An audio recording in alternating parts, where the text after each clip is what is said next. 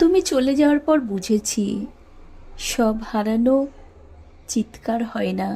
কিছু কিছু কষ্ট চুপচাপ বুকের ভিতর জমে থাকে, হয়তো কারো অজান্তে, হয়তো নিজের কাছেই গোপনে।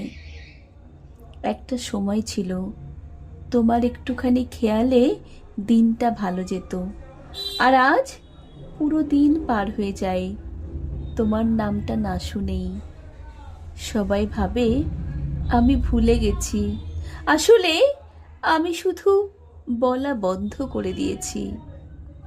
ভালোবাসা কি মুখে বলা ছাড়া আর কিছুই নয়?